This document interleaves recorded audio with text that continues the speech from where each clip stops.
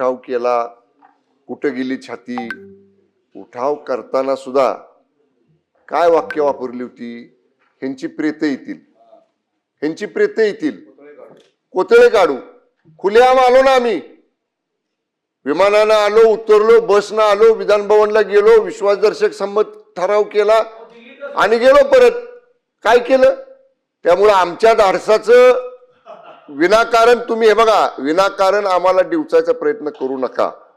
मी एवढंच सन्मान्य सभापती महोदय रेकॉर्डवरती आणतो आहे की आम्ही जी भूमिका घेतली ती हिंदुत्वासाठी घेतली.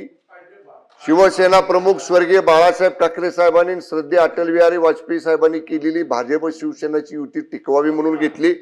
आता त्या युतीमध्ये काही कटू अनुभव कालच्यासारखे आम्हाला आले, हा भाग सोडा.